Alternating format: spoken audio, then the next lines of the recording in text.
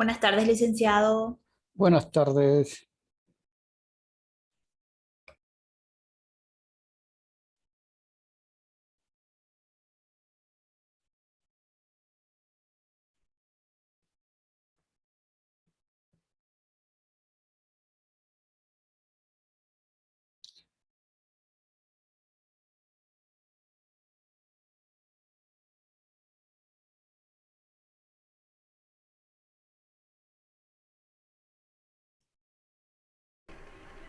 Bien, vamos a empezar entonces ahora con nuestro tema número 2, que es el proceso exhaustivo de planificación turística. Habíamos dicho que hay diferentes niveles de planificación, sean estos planes nacionales, planes departamentales, planes municipales, para el caso de Bolivia, ¿no? También pueden haber otras formas mucho más específicas de planificar espacios turísticos, como es los planes comprensivos, como es los planes de centros turísticos, etcétera. Pero cualquiera que fuese, en este caso, decíamos, el tipo de planificación y el espacio físico, decíamos, nos estamos refiriendo a espacio físico, aquella porción de territorio, ¿no? Donde existan atractivos turísticos. Entonces, a ese espacio nosotros, y en este caso los teóricos, le han dado un nombre específico y se llama el espacio turístico. Y es un espacio físico turístico, físico porque es suelo, es tierra, ¿no? Y turístico porque tiene atractivos turísticos que puestos en valor o ya estén ofertados, atraen a turistas, ¿no? Entonces, cualquiera que fuese el espacio físico a planificar, a elaborar un plan de desarrollo turístico, la metodología va a ser siempre la misma. Es decir, los pasos que ahora vamos a mostrar, que se llaman, pueden ser fases, momentos, secuencias, pasos, como quieran ustedes llamarlos, se utiliza tanto para planes nacionales como para planes mucho más pequeños. Si no me equivoco, una de sus compañeras vive en Asunción, Paraguay, ¿verdad? Sí, licenciado. Buenas tardes. Buenas tardes, Elizabeth. Por fin paso clase con usted, licenciado. Casi que no me inscribo, pero detalle, Dios es grande. Ay, qué bueno. ¿Y cómo está la situación allá? Y bien, ya digamos, mi papá estaba por COVID, estuvo unos días en el hospital, estuvimos pasándola mal, por eso recién el día sábado me pude ir a escribir. Él sigue en el hospital, pero si Dios permite, creo que esta semana ya va a salir. Así que cuídense mucho, por más de que estén vacunados. ¿Y su papá estaba vacunado? Mi papá tenía ya la primera dosis de la AstraZeneca, pero Ya, él estaba, de hecho se iba a hacer una cirugía de próstata y al momento, antes de ingresar al quirófano, por protocolo, te piden aquí hacerte el hisopado, ¿verdad? La prueba. claro. Y saltó que tenía COVID. Y no sé, no me pregunten ni cómo, porque no sé. Pero Pero él nunca no tuvo síntomas, no, sintomatología. imagínese, era asintomático y nosotros no. Yo me iba todos Asintomático. los días con él a su consulta porque ya estaba cerca era una operación que ya estaba programada, ¿verdad? De su próstata. Y salió que tenía COVID, a eso se le sumó una infección, se le agravó, todo un tema, pero así que cuídense mucho, no porque no tengamos fiebre, tos, no significa que hay personas que son asintomáticas. Claro. Y ustedes también ya se han hecho hacer los análisis. Sí, ya nos hicieron también y yo no sé cómo, pero no tengo. Yo sería la que tendría que tener porque fui la más cercana en todos estos días. Y no, Realmente. gracias a Dios tampoco, ¿verdad? Pero así que vamos a cuidarse, muchachos, por más de que estemos vacunados. Sí, hay que cuidarse porque ahora aquí en Bolivia, y especialmente en Bolivia, ya se está preveyendo una cuarta pandemia, ¿no? Es decir, La porque cuarta ola, ¿verdad? sí, Sí, de hecho que de esa cepa delta creo que es la que les da, sí, que es bien fuerte, pero ya no son los mismos síntomas. sí. Calculo algo así estaban diciendo ahí los doctores, pero ya. No, y el El problema chiste es de que la está. juventud aquí se han salido como si estuvieran encerrados, encarcelados, y viva la vida, viva la pachanga, viva la fiesta, viva esto.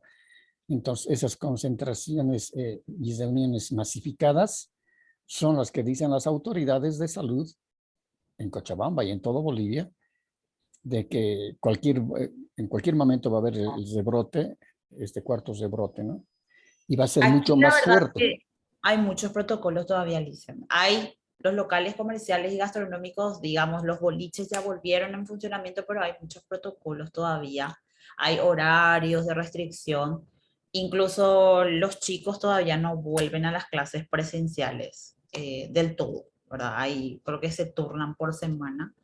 Siguen aquí por los controles porque la verdad que llegamos a un punto en Asunción que los hospitales estaban abarrotados, ya no había lugar. Entonces, por eso es que tomaron esas restricciones todavía. Sí, y el problema es de que yo creo que las clases no van a ser todavía presenciales. En algunos casos serán semipresenciales, porque aquí, por ejemplo, pongamos el caso de la Universidad Mayor de San Simón.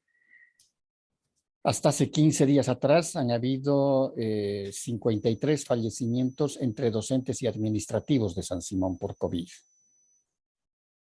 ¿No? Y eso que estaban en clases 100% virtuales, ¿no? Entonces, pareciese que el contagio hubiera sido, es decir, fuera, no iban a las aulas, tal vez en reuniones sociales, pero entonces hay que tener mucho cuidado porque las aulas son muy masificadas en las universidades del sistema, ¿no? En las universidades autónomas en Bolivia. Hay aulas que tienen 100, 150 estudiantes. Entonces, el rector de la San Simón estaba preveyendo ya, inclusive sacó un comunicado de que iban a hacer clases semipresenciales en todas las carreras. Y ahí saltó la Federación Universitaria de Docentes, la FUD, y dijo, no, no vamos a asistir porque no vamos a poner en riesgo nuestras vidas, ¿no? Entonces, va a tener que darse poco a poco hasta que por lo menos un 80% de la población esté vacunada, ¿no?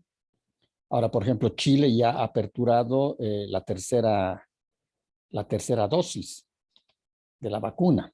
Lo mismo que en Estados Unidos ya están agendando a las personas, se les están dando los días y las horas para que vayan a recibir su tercera dosis, porque en Florida, especialmente en el sector de Tampa, el rebrote ha sido muy grande.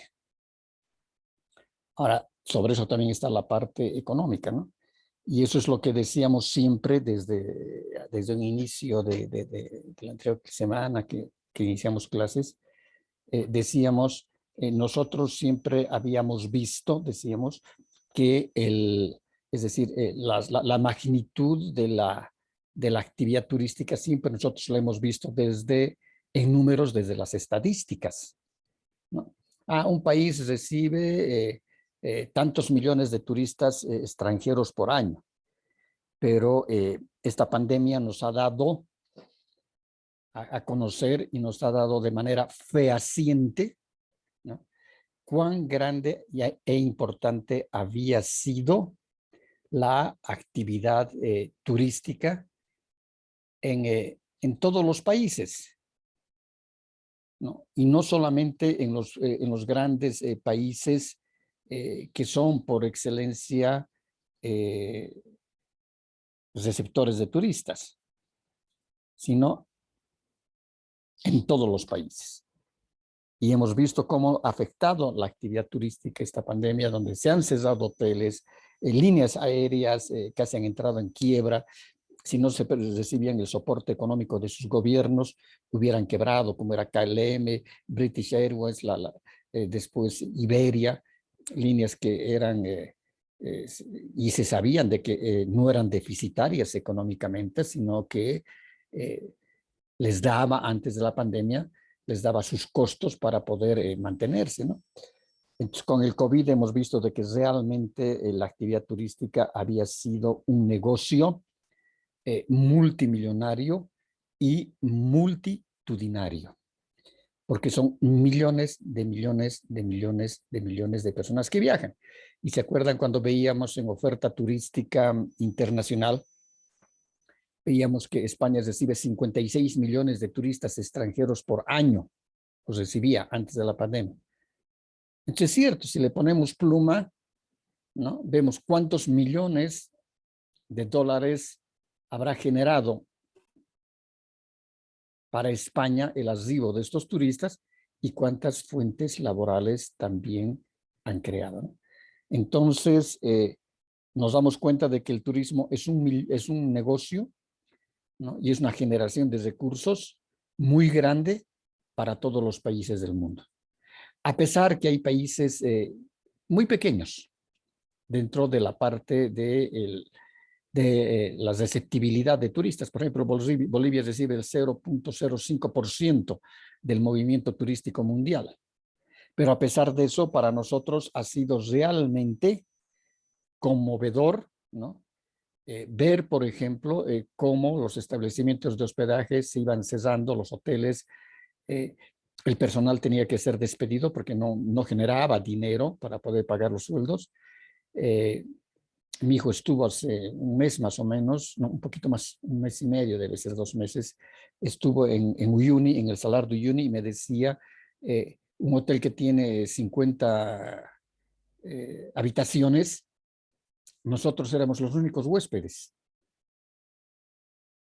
¿no? Entonces, y para nosotros, bueno, habían 2 o 3 empleados.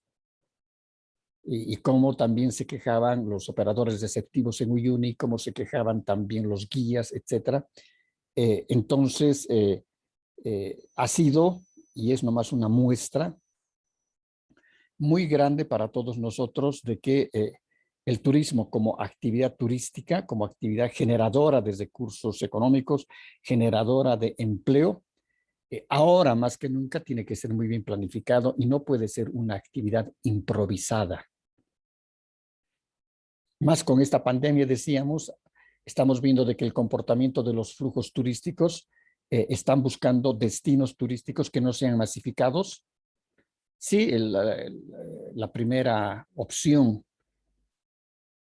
de destinos turísticos son los destinos de playa a nivel mundial. Los flujos turísticos mayoritariamente buscan estos destinos, pero también ahora, es decir, los turistas ya no quieren correr esos riesgos de poderse contagiar, entonces van a buscar destinos donde no haya masificación de turistas, donde existan los protocolos de bioseguridad y donde, lógicamente, es decir, no haya esa masificación entre turistas o turistas y la población lugareña.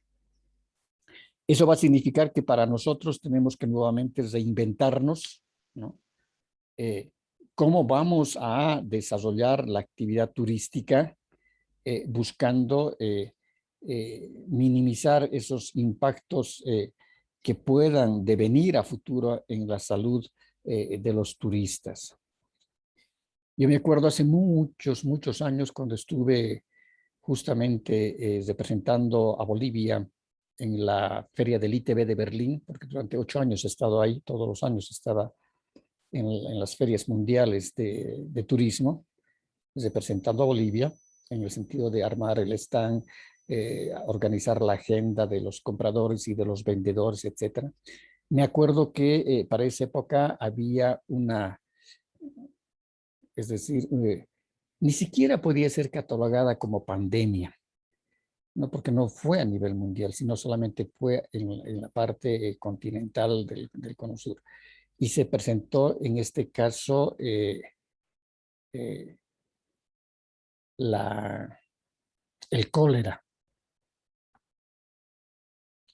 Y me acuerdo que estábamos justamente ya iniciando el primer día en el ITB de Berlín, cuando se propaga la noticia, y se propaga la noticia en todos los pabellones de que un avión que había salido de Buenos Aires rumbo a Madrid, creo que era, o rumbo a Frankfurt, ¿no? Había hecho escala en Lima para reabastecerse de combustible y subir alimentos para los pasajeros. Cuando esos pasajeros llegaron a su destino, como les digo, no me acuerdo si era Madrid o era Frankfurt, la mitad de esos pasajeros ya estaban infectados con cólera. Entonces, ¿qué sucedió? El mercado, y en este caso la demanda turística hacia Sudamérica, y no solamente se afectó en este caso a la Argentina o al Perú, sino afectó a toda la región de Sudamérica y parte de Centroamérica, se cesó el negocio. Y por eso digo muchas veces, cuando nosotros leemos la teoría, muchas veces pensamos que esa teoría puede ser ficta, ¿no? Es decir, puede ser solamente creación de los autores, pero no. Ahí palpamos también cómo, porque ya los 3 primeros días en todas las ferias mundiales, el centro ferial está cerrado y solamente son mesas de negociaciones entre compradores y vendedores, ¿no? Hay compradores que se van solamente compran el derecho de maleta que llamamos y van con un maletín o con su laptop a negociar, a ver qué pueden negociar para comprar productos turísticos de los grandes turoperadores. Pero en un día se cerró el mercado para Sudamérica. Toda esa agenda de negocios que se había previsto 6 meses antes, se había agendado días, horas para reunirse en Berlín y ver la compra y la negociación. Si es eso, nadie, no asiste, no asiste, no asiste, no asiste, no asiste, no asiste, no asiste. Entonces, esas son las variables externas que no son controlables dentro de la planificación turística. Pero eso sucedió. Bien, ahora vamos a ver acá.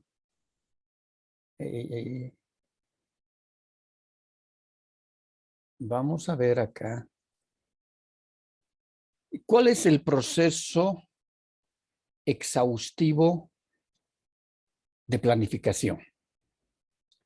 Es decir, nosotros hemos denominado a estas partes fases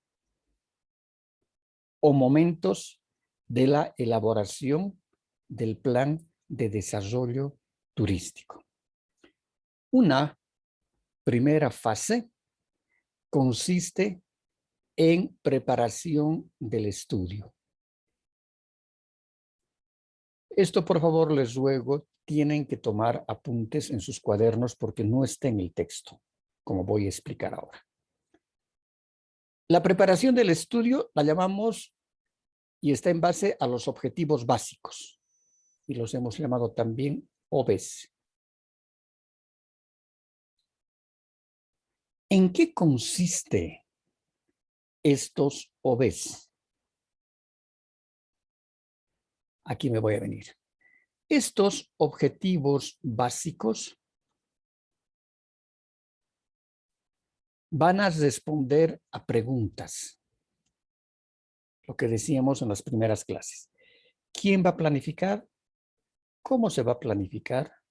¿Cuánto va a costar elaborar el plan? ¿Qué personal va a participar en la planificación? ¿Qué espacio físico se va a planificar? ¿En qué tiempo se va a planificar? Es decir, que estas respuestas a estas preguntas se van a volver en objetivos básicos. Y decíamos, el Estado, y en cualquier país, especialmente de los países pobres del tercer mundo, no tienen el personal a tiempo completo en las instancias gubernamentales, llámese Ministerio de Turismo, llámese Viceministerio de Turismo, para el caso de Bolivia, llámese Gobernación, llámese Municipio. Entonces, lo que hace el Estado, porque hemos dicho, quien tiene la obligación de planificar es el Estado. ¿Y qué instancia gubernamental del Estado? Es decir, los sectores cabeza del Estado en turismo. Muchos países tienen ministerios de turismo. Otros, como en el caso de Bolivia, tenemos viceministerios de turismo que dependen de un ministerio. Entonces, quien decide planificar es el Estado. El Estado tiene la obligación de planificar. Entonces, como no hay personal permanente en estas instancias estatales, lo que hacen es contratar una empresa consultora.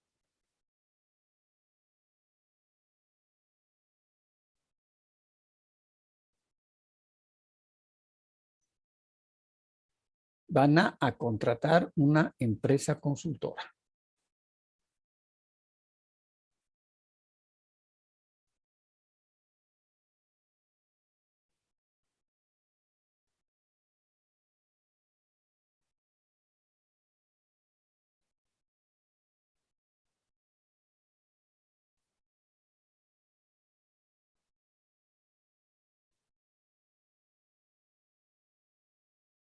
Para contratar a esta empresa consultora, tienen que elaborar un documento.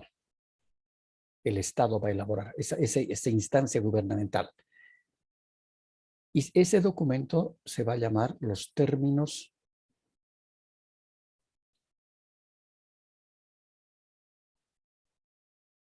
de referencia.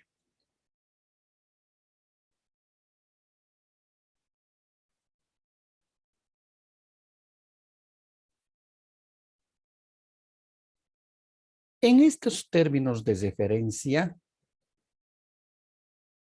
se van a responder estas preguntas. ¿Quién va a planificar? ¿Cómo va a planificar? ¿En qué tiempo va a planificar? ¿Cuánto va a costar el estudio la elaboración del estudio del plan de desarrollo turístico? ¿Cuántos profesionales van a trabajar? Etcétera. Entonces, estos términos de referencia, con más otro grupo de requerimientos, se licita.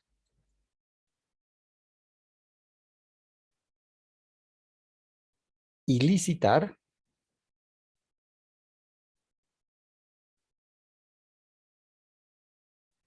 es decir, se va a hacer una licitación pública y se va a invitar a empresas legalmente constituidas, a consultoras en turismo, para que elaboren ese plan. Ahora, ¿qué es lo que presenta las consultoras? Porque no se va a presentar una, seguramente se van a presentar varias que quieren adjudicarse la elaboración del plan. Van a presentar una propuesta técnica,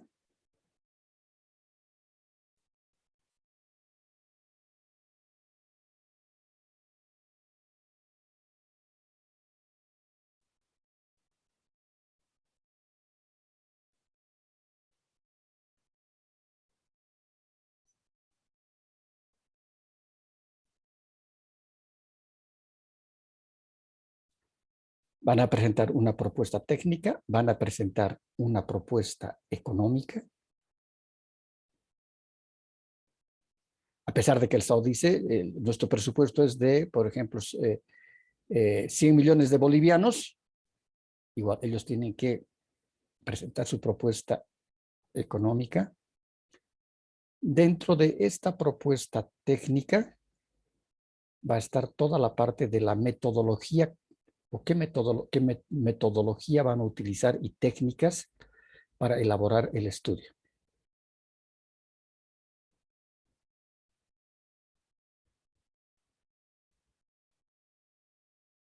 Toda la parte de metodológica y las técnicas. Van a presentar también el currículum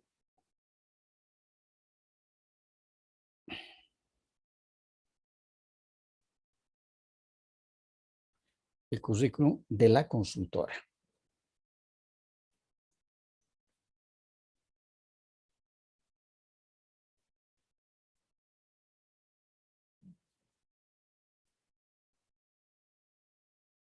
Y van a presentar el currículum del personal. Es decir, qué técnicos van a trabajar el plan. Lo que veíamos en la anterior clase, ¿no?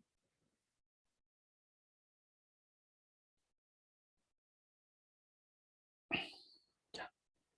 Entonces, regresamos. La preparación del estudio van a ser los objetivos básicos y tienen esas características. Esta es la primera fase. La segunda fase, esta es la primera.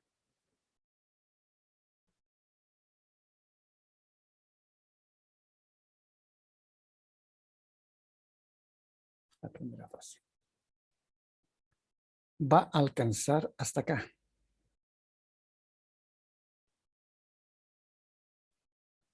Esta es la segunda fase.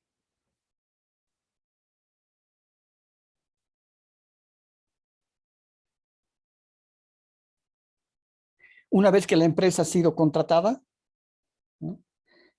La empresa que se ha adjudicado el estudio, entonces esta empieza a trabajar y va a tener que determinar los objetivos preliminares. Lógicamente que en esta parte, cuando decíamos nosotros, la propuesta técnica la va a trabajar el consultor siempre viendo los objetivos básicos. Es decir, ¿qué es lo que quiere mi cliente? Quiero que, si mi cliente, por ejemplo, es la alcaldía de Tarata, entonces quieren elaborar el plan de desarrollo turístico del municipio de Tarata. Y me dice que quiere esto.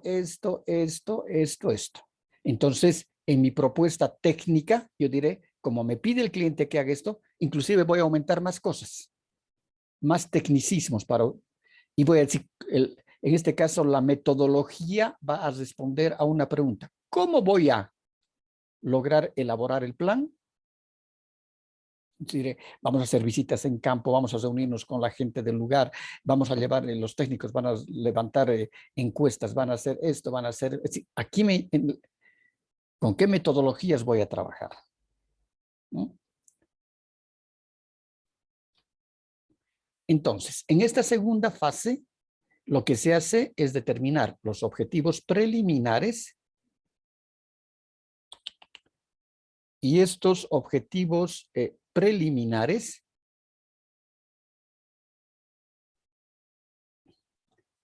¿no? Van a estar direccionados a elaborar el diagnóstico.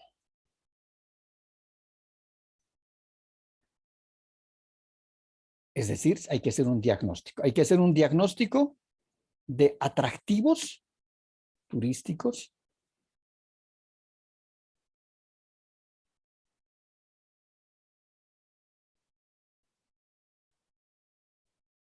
y hay que hacer una investigación de mercados de la demanda turística. Es decir, saber qué quieren los turistas, de dónde provienen, del extranjero. Bueno, si son extranjeros, ¿qué quieren hacer? ¿Qué les gusta hacer?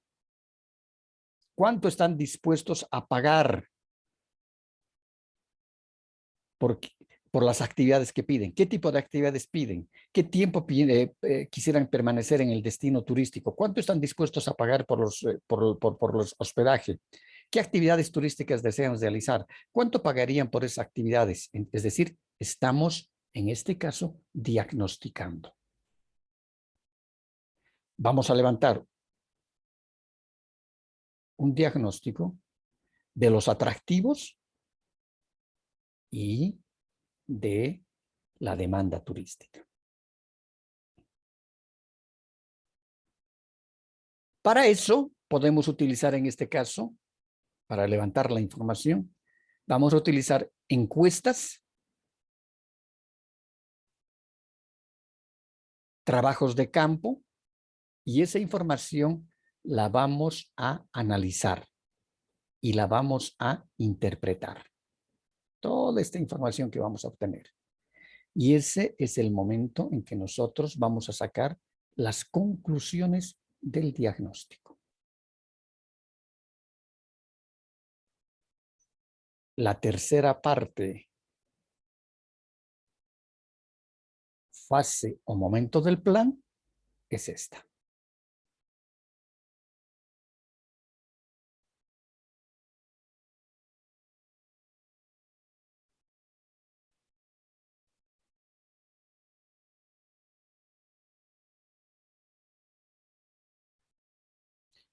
Una vez que hemos realizado el diagnóstico,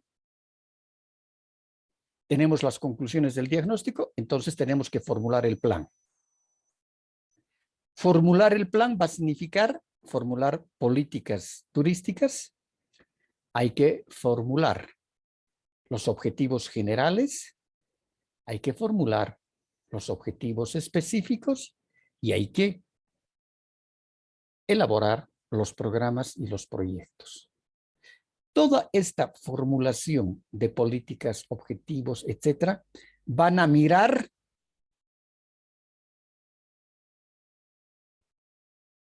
la conclusión del diagnóstico. Es decir, que se van a basar fundamentalmente en las conclusiones del diagnóstico. Una vez que se ha elaborado el plan, vamos a ver las recomendaciones que se van a dar para el plan, la aplicación del plan y el seguimiento del plan. Es decir, que todas estas tres fases las vamos a desarrollar en nuestra asignatura de planificación turística 1 y de planificación turística 2. En resumen, esto es lo fundamental. Esto ustedes tienen que aprender detalladamente. Las tres fases. Primera fase, segunda fase y tercera fase. Por eso decimos de que el proceso básico para la preparación del plan, cada una de las fases muestra las labores a realizarse. Los planes a nivel más específicos siguen la misma metodología y dinámica, incorporando actividades mucho más específicas en cada una de las fases. Estas fases se siguen para planes nacionales, regionales, comprensivos, de atractivos, es decir, especiales, se siguen para creación de centros turísticos, etc. Preguntas.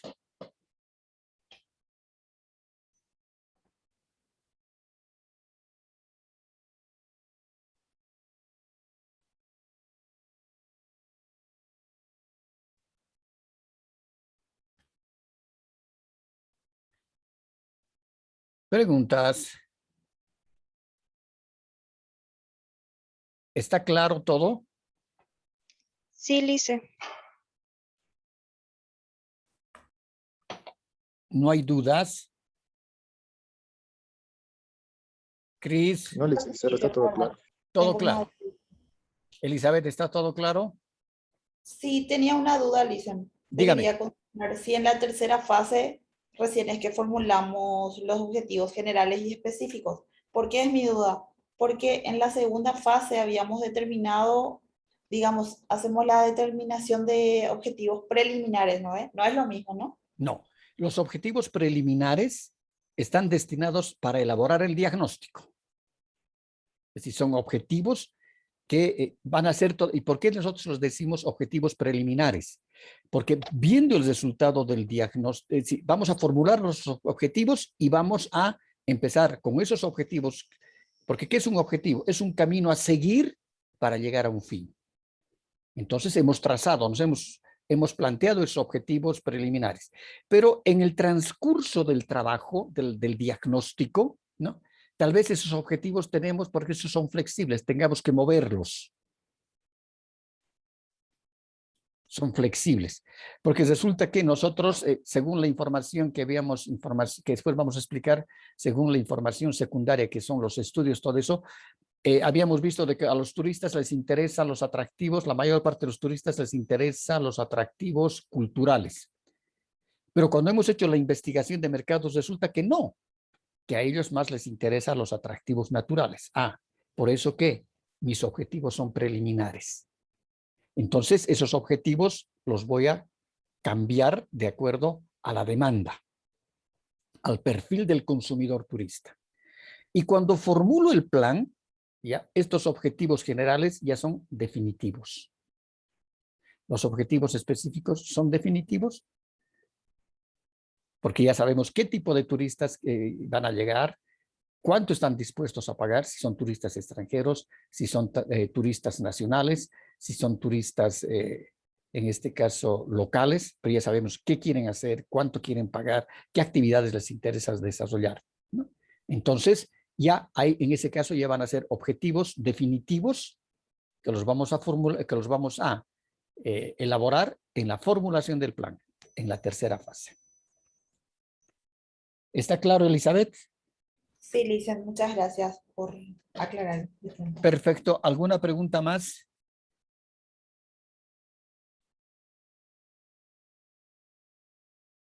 Bien, si no hay más preguntas, entonces nos vemos la siguiente clase. Hasta luego.